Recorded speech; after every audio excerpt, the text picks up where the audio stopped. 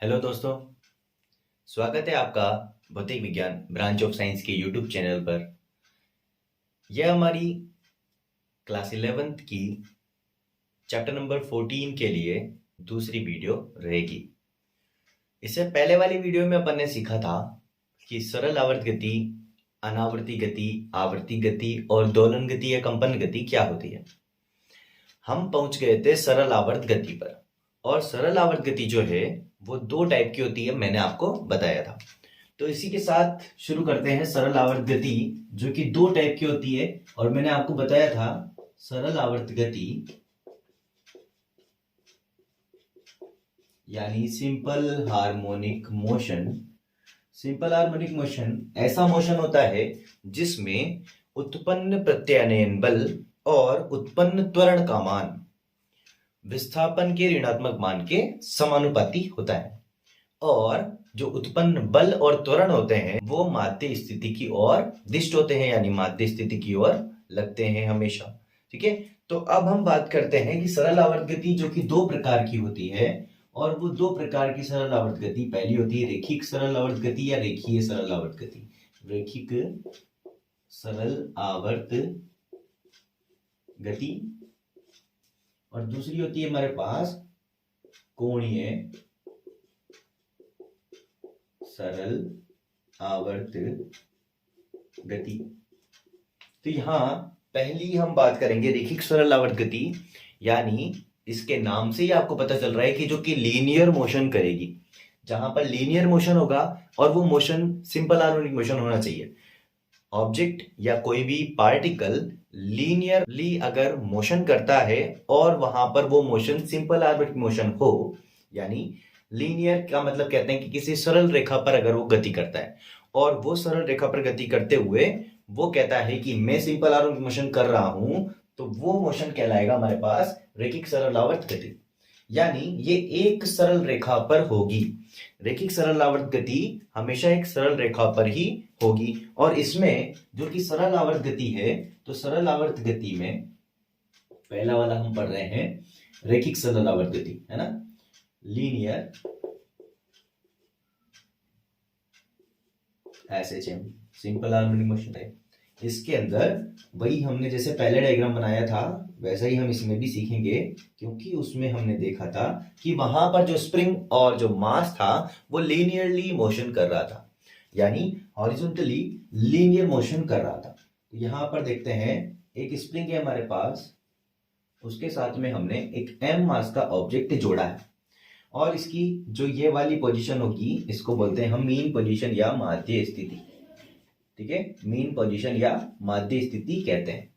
जब इस स्प्रिंग को थोड़ा सा इसकी मीन पोजीशन से इस लेफ्ट या राइट दोनों में से किसी भी डायरेक्शन में पहले हम इसको मूव कर सकते हैं, तो हम इसको, मेरा वाला जो राइट है उस राइट डायरेक्शन में अगर हम इसको मूव कर देते हैं, तो यहां देखेंगे कि इस स्प्रिंग को थोड़ा सा हमने राइट में मूव कर दिया है। तो यहां पर ये जो ऑब्जेक्ट है वो यहां पहुंच जाएगा, और ये जो हो गया यहां पर वाई डिस्प्लेस हो गया है पहली वाली मेन पोजीशन से। ठीक है, अब यहां लाकर जब हम इसको छोड़ देंगे, जब इस ऑब्जेक्ट को यहां से हम इस पर लगने वाले फोर्स को हटा देंगे, जो कि हमने डिफॉर्मिंग फोर्स इसको अप्लाई किया है इस स्प्रिंग में, बहुत डिटेल से मैंने आपको deforming force, elasticity, restoring force, यहां पर जो जो चीजें होती है इससे पहले वाली वीडियो में हमने बहुत क्लियरली पढ़ा है। एक बार मैं फिर से वापस थोड़ा सा रिपीट कर देता हूं कि जब हम इस स्प्रिंग को यहां से एक्सपेंड करते हैं राइट साइड में, तो इस ऑब्जेक्ट को मूव करने के लिए, किसी भी ऑब्जेक्ट को मूव करने के लिए उस पर हमें एक्सटर्नल फोर्स अप्लाई करना होता है। तो हमने इस पर एक्सटर्नल फोर्स राइट डायरेक्शन में, इस डायरेक्शन में अप्लाई किया, और इससे ये स्प्रिंग एक्सपेंड हो गई।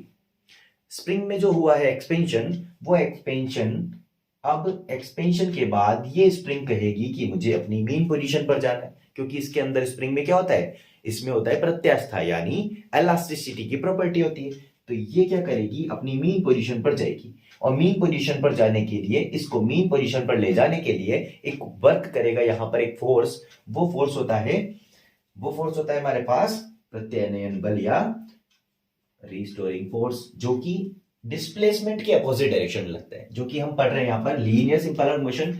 सिंपल हार्मोनिक मोशन हमें कहता ही यही है, हमने उस दिन भी लिखा था कि यहां पर जो F है यानी जो प्रत्यानयन बल या रिस्टोरिंग फोर्स है, वो रिस्टोरिंग फोर्स डायरेक्टली प्रोपोर्शनल होगा डिस्प्लेसमेंट के नेगेटिव वैल्यू के। ये सिंपल हार्मोनिक मोशन बताता है ना। तो लीनियर सिंपल हार्मोनिक मोशन में भी ये होगा कि F जो होगा वो डायरेक्टली प्रोपोर्शनल होगा -y के, यानी डिस्प्लेसमेंट के नेगेटिव वैल्यू के डायरेक्टली प्रोपोर्शनल होता है फोर्स यानी रिस्टोरिंग फोर्स की वैल्यू।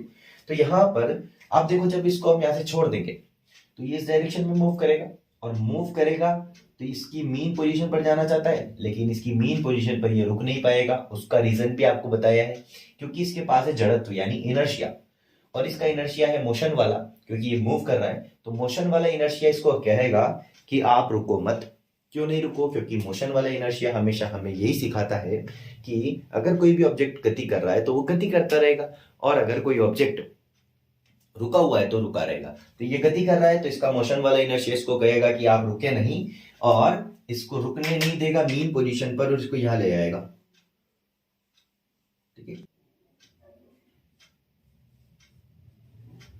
यानी ये ऑब्जेक्ट यहां पर वाइड डिस्प्लेस हो जाएगा मीन पोजीशन से। जितना इस डायरेक्शन में डिस्प्लेस हुआ था ये मीन पोजीशन से, उतना ही इस डायरेक्शन में वाइड डिस्प्लेस हो जाएगा मीन पोजीशन से। तो माध्य स्थिति से लेफ्ट डायरेक्शन में वाइड डिस्प्लेस होगा, और राइट डायरेक्शन में भी वाइड डिस्प्लेस हुआ था। तो इस तरीके से ये मीन पोजीशन के इर्द गिर्द अपनी मोशन को करेगा, और ऐसी मोशन हमें हमारे पास कहलाएगी लीनियर सिंपल हार्मोनिक मोशन।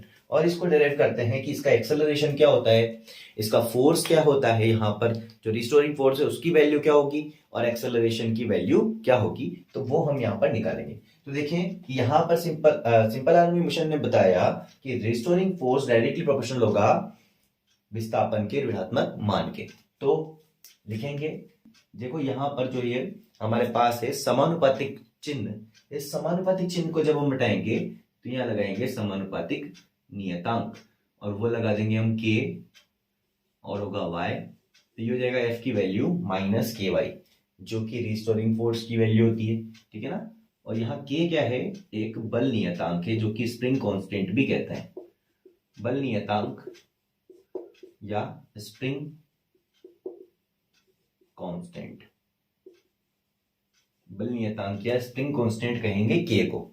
ठीक है, ये फोर्स की वैल्यू हो जाएगी, जो कि रिस्टोरिंग फोर्स होगी। अब देखो कि अगर हमें एक्सेलरेशन चाहिए, तो या कहें कि अगर ये ऑब्जेक्ट a एक्सेलरेशन से यहां पर मूव कर रहा है, कितने एक्सेलरेशन से मूव कर रहा है? a एक्सेलरेशन से अगर ये मूव करता है, तो इफ यदि उत्पन्न त्वरण a हो, तो अगर त्वरण उत्पन्न जो होता है वो a होता है, तो यहां पर बल की परिभाषा से F बराबर हो जाएगा हमारे पास ma। ठीक है, यानी a एक्सेलरेशन से अगर ये m मास का ऑब्जेक्ट मूव कर रहा है, तो फोर्स कितना अप्लाई करेगा ये? F = ma। ठीक है, ये हो जाएगा हमारे पास इक्वेशन नंबर 2। समीकरण नंबर 1 और 2 में देखो, दोनों में F की वैल्यू यानी फोर्स की वैल्यू है, तो दोनों इक्वेशन क्या हो जाएगी? इक्वल हो जाएगी बाय इक्वेशन 1 और 2 से। पहली और दूसरी समीकरण से हम कह सकते हैं कि ma होगा सर -ky। ठीक है, और अगर एक्सेलरेशन की अगर यहां से वैल्यू निकालें तो वो हो जाएगी हमारे पास a -k/m, और y हो जाएगी। सही है, तो यहां पर ये एक्सेलरेशन की हमारे पास वैल्यू मिलेगी। अब देखें यहां पर कि जो k है वो एक कांस्टेंट है, m है जो कि इसका मास है, और मास चेंज नहीं होता। जो हमने बोल दिया कि m मास है तो m मास रहेगा, m मास चेंज नहीं होगा, यानी m भी कांस्टेंट, k भी कांस्टेंट। तो इन दोनों को हम मान लेंगे एक नया कांस्टेंट, जिसको हम कह सकते हैं, देखें तो यहां, और a को देखो क्या लिखा जा सकता है? देखो मैं दोनों को लिख के बताता हूं कि a को हम लिखा जा सकता है d2y/dt², जो कि हमारे पास होता है इंस्टेंटेनियस एक्सेलरेशन, जो कि लीनियरली होता है d2y/dt², जो कि y क्या है? डिस्प्लेसमेंट यानी विस्थापन के रूप में त्वरण का मान d2y/dt² होता है, ऐसा भी बोल सकते हैं। और यहां जो k/m है इस के बाई एम को हमने मान लिया ओमेगा स्क्वायर। क्या मान लेंगे? ओमेगा स्क्वायर, जो कि इसकी क्या होगी? एंगुलर वेलोसिटी या एंगुलर फ्रीक्वेंसी, ठीक है ना, अलग अलग जगह पर अलग अलग हो सकती है। तो ये दोनों जो वैल्यूज हैं वो हम इस वाली इक्वेशन में रख देंगे। तो यहां रखेंगे तो क्या बनेगा? देखो, d2y upon dt square is equal to minus omega square y। इस वाली समीकरण में एक ही वैल्यू ये रखा, के बाई एम की वैल्यू ओमेगा स्क्वायर रखेंगे, तो ये वाली जो समीकरण है इस रूप में बन जाएगी। अब इस माइनस वाले को इस साइड लेके आएंगे, यानी ये माइनस है तो माइनस अच्छा नहीं लग रहा है, क्योंकि हम तोड़ने का नहीं जोड़ने का काम करते हैं, तो हमने इसको जोड़ दिया और बराबर हो जाएगी 0 के। तो यहां ये वाली जो इक्वेशन हमें मिलेगी, ये देखो कि D square Y upon D T square, और यहां ये कांस्टेंट और ये y, यानी y का अवकलन और यहां y। तो ये जो है हमारे पास एक समीकरण बनेगी, और ये समीकरण जो है वो सरल आवर्त गति की अवकल समीकरण कहलाएगी। क्या कहलाएगी? यह समीकरण सरल आवर्त गति की अवकल समीकरण कहलाती है। ठीक है, कैसी समीकरण कहलाती है? अवकल समीकरण कहलाती है। और ये के बाई एम को हमने ओमेगा स्क्वायर कैसे लिखा है वो भी मैं आपको सिखा दूंगा, ठीक है ना। तो यहां देखें अब आगे कि ये वाली जो इक्वेशन है, अगर इसका हमें सॉल्यूशन चाहिए तो इसका सॉल्यूशन क्या मिलेगा? इसका सॉल्यूशन मिलेगा, समीकरण नंबर इसको दे देते हैं अपन 3, समीकरण 3, समीकरण 3 का उसको कहेंगे हम व्यापक हल, यानी अच्छा वाला हल। वो हो जाएगा हमारे पास y इज इक्वल टू, यानी डिस्प्लेसमेंट, देखो यहां पर वेरिएबल क्या है? डिस्प्लेसमेंट है, वेरिएबल जो कि चेंज हो रहा है, बाकी कांस्टेंट्स वैल्यूज है। तो y की वैल्यू जो आएगी हमारे पास वो आ जाएगी a sign omega T plus 5। और ये कैसे बनता है ये भी हम आपको बताएंगे, या तो इस वीडियो में या अगले वाले वीडियो में, है ना भैया। तो यहां देखें कि इसका जो व्यापक हल, यानी इसका जो ऑलमोस्ट डिस्प्लेसमेंट की वैल्यू है वो मिलेगी हमारे पास y is equal to A sine omega T plus 5। Omega T plus 5, A तो क्या है यहाँ पर? ए तो है हमारे पास आयाम यानी एम्पलीट्यूड, और फाई जो है हमारे पास वो है प्रारंभिक कला कोण, यानी इनिशियल फेज एंगल। ठीक है, प्रारंभिक कला कोण और आयाम क्या होते हैं वो भी हम आगे पढ़ेंगे, अभी आप इसको इसी तरीके से याद रखेंगे। ठीक है, तो ये था हमारे पास लीनियर सिंपल हार्मोनिक मोशन। एक बार मैं आपको रिपीट करता हूं कि लीनियर सिंपल हार्मोनिक मोशन यानी रेखिक सरल आवर्त गति ऐसी सरल आवर्त गति होती है जो कि एक सरल रेखा पर होने वाली गति होती है। यानी कोई भी कण सरल रेखा पर गति कर रहा है और सरल रेखा पर गति के साथ साथ सरल आवर्ती गति भी कर रहा है, यानी दोलन गति भी कर रहा है, तो वो होगी हमारे पास रेखिक सरल आवर्त गति। उसमें उत्पन्न होने वाला प्रत्यानयन बल समानुपाती होता है विस्थापन के ऋणात्मक मान के। जब हमने ये डायग्राम आपको समझाया तो कहा कि इस m मास के ऑब्जेक्ट को जो कि स्प्रिंग के साथ में हॉरिजॉन्टली जुड़ा हुआ है, इसको y डिस्प्लेस कर दिया राइट डायरेक्शन में। जब यहां से इसको छोड़ेंगे तो ये y डिस्प्लेस होके वापस मीन पोजीशन पर जाएगा, लेकिन इसका इनर्शिया इसको रुकने नहीं देगा और y डिस्प्लेस हो जाएगा लेफ्ट साइड में भी। और इस तरीके से जब तक इसके पास एनर्जी रहेगी ये मूव होता रहेगा इसके मीन पोजीशन के इर्द गिर्द। इसी को कहते हैं हम दोलन गति या वाइब्रेटिंग मोशन।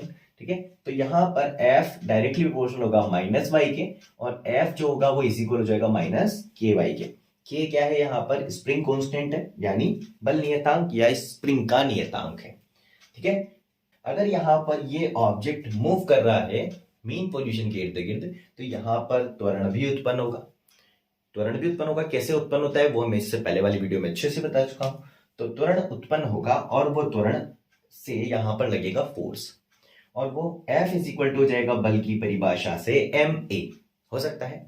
और ये भी बल दोनों बल बराबर कर देंगे समीकरण नंबर 1 और 2 से, तो इक्वेशन नंबर ये वाली बनेगी हमारे पास ma is equal to minus K Y. और यहां पर से एक्सेलरेशन की अगर वैल्यू निकाले तो a is equal to minus K Y upon M हो जाएगी। ए को लिखा जा सकता है d2y/dt² और k/m को लिखा जा सकता है ω²। ये कैसे आता है वो भी हम एक छोटा सा पार्ट है वो अपन आगे सीखेंगे। ठीक है, तो ये दोनों वैल्यूज जो है वो यहाँ इस वाली समीकरण में अपन ने रख दी है। यहाँ पर रखेंगे तो समीकरण ये बनेगी। इस माइनस कह रहा है, अच्छा नहीं लग रहा माइनस, तो हमने इसको इस साइड में कर दिया क्योंकि हम तोड़ने का नहीं किसका काम करते हैं, जोड़ने का काम करते हैं। तो हमने इसको जोड़ दिया और समीकरण नंबर 3। इसी तरीके से आप लोग भी जुड़ें और वीडियो को दोस्तों के साथ शेयर भी करें ताकि आपको भी फायदा होगा और दोस्तों को भी फायदा होगा, है ना। तो दोस्तों के साथ वीडियो को शेयर करते रहें, अच्छी लगे तो लाइक भी कर दें, है ना।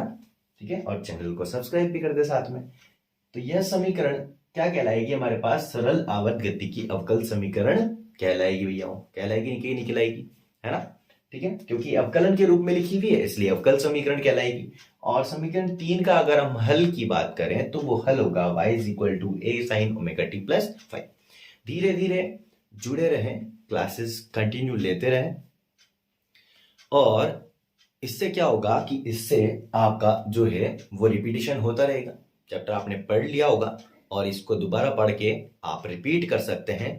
तो पेशेंस रखें, धीरे धीरे साथ में जुड़े रहें और अच्छे से पढ़ाई करते रहें। ठीक है ना। अब हम इसके बाद में दूसरा वाला टाइप देखेंगे जो कि होता है कोणीय सरल आवर्त गति। ठीक है, अब देखते हैं कोणीय सरल आवर्त गति, यानी जैसे कि हमें रैखिक सरल आवर्त गति में उसके नाम से पता चल रहा था कि रैखिक सरल आवर्त गति क्या है, जो कि लीनियर मोशन करेगी, वो सरल आवर्त गति लीनियर सरल आवर्त गति कहलाएगी। वैसे ही कोणीय सरल आवर्त गति क्या है, जिसके अंदर हमारे पास विस्थापन जो होगा वो कोणीय विस्थापन होगा। इसके लिए हम देखते हैं कि देखें कि एक हमारे पास है पेंडुलम। ठीक है, ये वाली जो पोजीशन है ये है मीन पोजीशन, यानी इसकी माध्य स्थिति।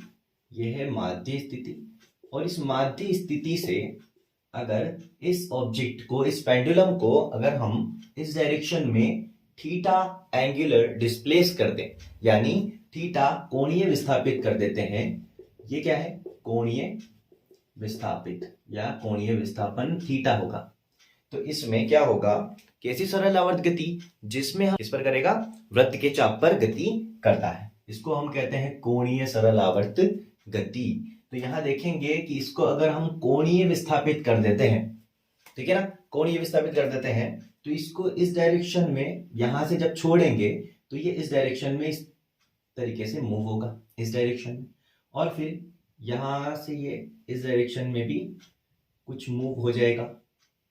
जितना इस डायरेक्शन में गया उतना ही इस डायरेक्शन में होगा, और कितना होगा थीटा, क्योंकि इसमें विस्थापन क्या है थीटा है। तो यहाँ थीटा ये कोणीय विस्थापित हो जाएगा। जब इसको यहां से छोड़ेंगे तो ये यहां तक आएगा और फिर माध्य स्थिति पर नहीं रुकेगा। उसका कारण आपको पता है कि जड़त्व के कारण ये यहां नहीं रुकेगा और इस डायरेक्शन में भी थीटा डिस्प्लेस हो जाएगा। ठीक है ना।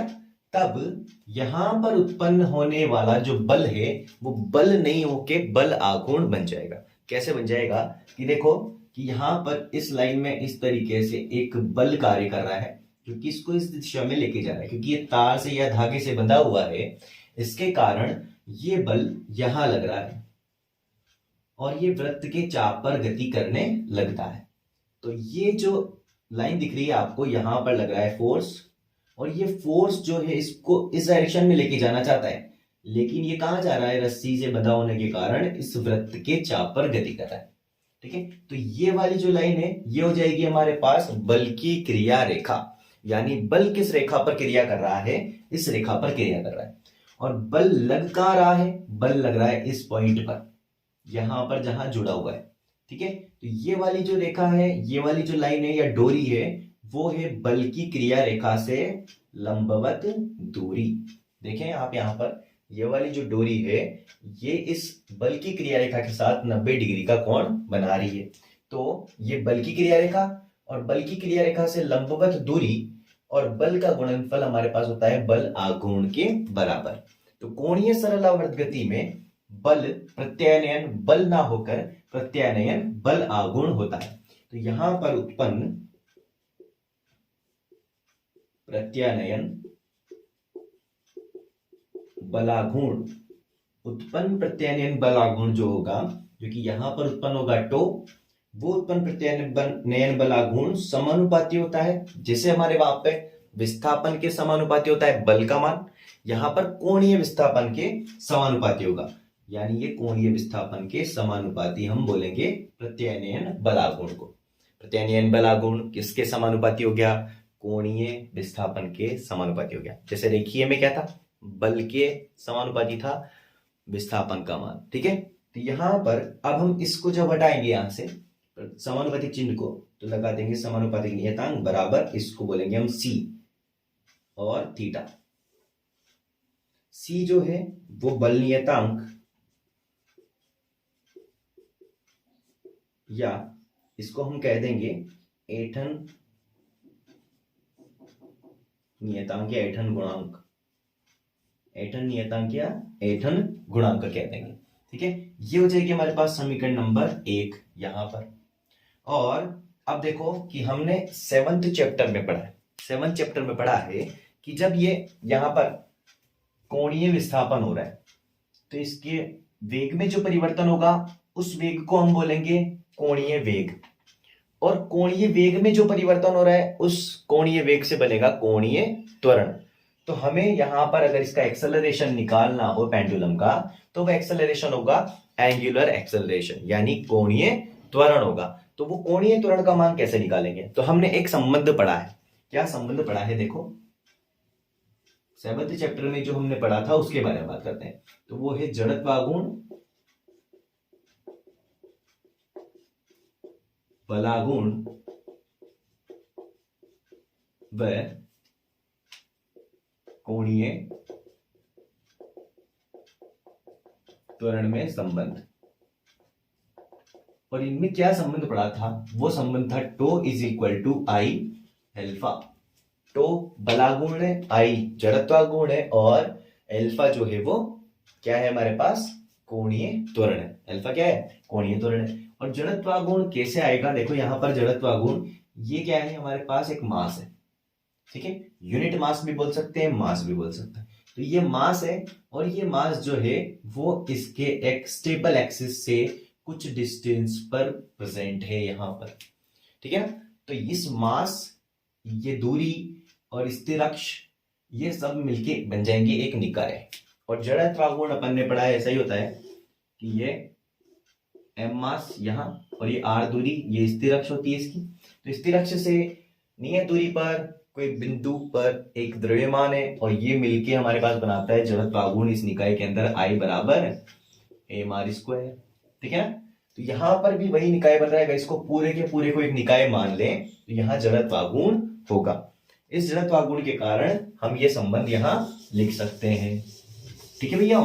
तो आगे देखो कि इसको दे देंगे अपन समीकरण नंबर 2। समीकरण नंबर 1 में किसका मान है? बलाघूर्ण का। समीकरण नंबर 2 में किसका मान है? बलाघूर्ण का। दोनों को क्या कर देंगे? बराबर कर देंगे। समीकरण 1 व 2 से क्या कह सकते हैं? I alpha is equal to minus C theta. I alpha is equal to minus C theta के। क्यों हो जाएगी? क्योंकि ये भी बलाघूर्ण, ये भी बलाघूर्ण, ठीक है भैया। तो हमें क्या चाहिए? त्वरण का मान, यानी एक्सेलरेशन का मान चाहिए। तो एक्सेलरेशन का मान क्या आ जाएगा यहां से? Alpha is equal to minus C upon I theta, ठीक है। Minus C upon I theta हो जाएगा। अब देखो यहां कि सी अपॉन आई, सी क्या है? एक कांस्टेंट है, बल नियतांक है। और आई जो है वो है जड़त्वाघूर्ण, क्योंकि इसका मास भी कांस्टेंट है, और ये डिस्टेंस जो है इस दूरी, ये वाली दूरी जो है मान लेते हैं आर है, तो ये आर भी क्या है? कांस्टेंट है। तो पूरा का पूरा जड़त्वाघूर्ण क्या हो जाएगा? नियत हो जाएगा। जड़त्वाघूर्ण नियत रहेगा, तो इसलिए हम कह देंगे कि d2 theta upon dt square is equal to, तो हो जाएगा हमारे पास एल्फा, यानी कोणीय विस्थापन में परिवर्तन की दर, कोणीय त्वरण, ठीक है।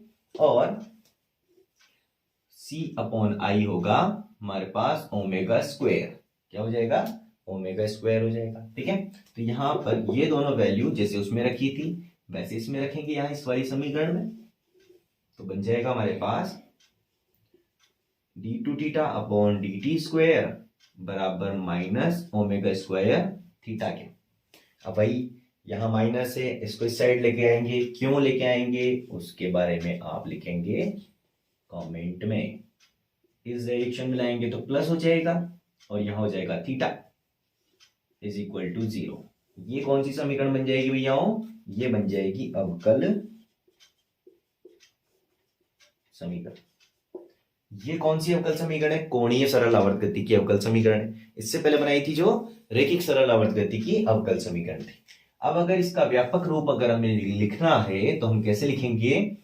समीकरण 3 का व्यापक हल। व्यापक हल, समीकरण नंबर 3 का व्यापक हल होगा हमारे पास। यहां विस्थापन कोणीय है तो आंसर भी कोणीय विस्थापन में लिखेंगे। Theta is equal to theta naught sine omega T plus five.